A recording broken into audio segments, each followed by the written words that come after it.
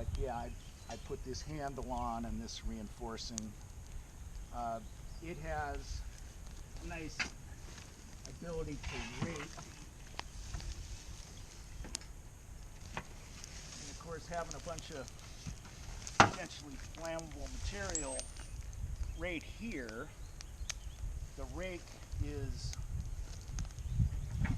something you probably need to be doing occasionally, because Sure. catching stuff on fire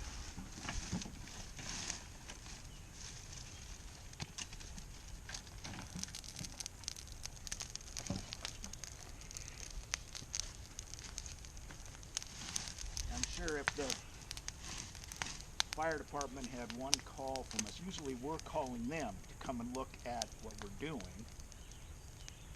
but if we got a fire going around here, I'm sure there would be probably initially just a warning, but official one on paper. 50 feet from a combustible material. All this is combustible. Yeah. They have rules for dummies. Yeah. But the first time I screw up and they come out here, it's going to be accompanied with a official warning, and if they catch me the next time, it's a fine, and it's, I think, $1,400 for breaking the rules for dummies. So we have the garden hose behind Jenna, hooked Yep. to an electric pump in the pond, Yeah. So we're lucky that we have water nearby. and an extra set of hose in the event that, Things get out of hand. well, it can be out there 50 feet. Sure. We've lit old vehicles with, wood beds in them, just as dry as a piece of wood could be.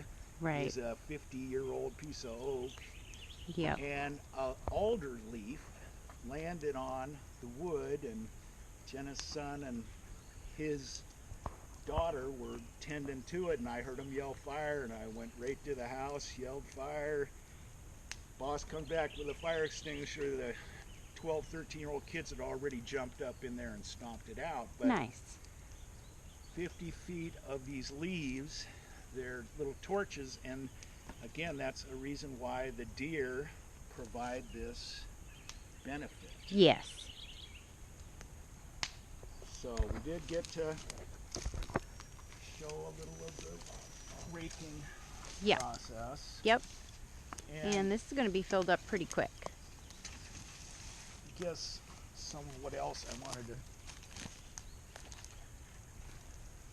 lather on about is, we're probably not going to show it, but when this thing gets filled up to the brim, we're going to put a hose in it and fill the entire thing with water, stomp it in really good so it's a slurry of charcoal and soaking wet and completely out. No gray area there. Yeah. That much water. Then we're going to take these 6x6s, roll them up here, and we're going to roll that barrel onto these 6x6s for the purpose of getting the material to dump onto a sheet of Plywood. and then we take, sometimes we'll, the next morning after it's sat all night, we'll come take something like this and dip that water out of there. Yep. And we hung these old Lawnmower grass bags. Yep. bags from these two sawhorses, and it goes into a plastic tub, To save that water. but it's filtered, so Yep. it doesn't clog up the garden watering. Anyway, and you can take that black water material and Foliar spray with different amendments. I can mix it together with the char water, like some sea crop or fish hydrosolate. Good stuff. So, we're Urine. 60 miles from the saltwater ocean, in addition to being spitting distance from the Puget Sound saltwater, but there's just not a lot of access to industrial aquaculture here. But 60 miles away on the coast, they process huge amounts of crab, salmon, other fish. The fishermen don't all the time gut the fish at sea. It comes back to the port. They process it in a facility.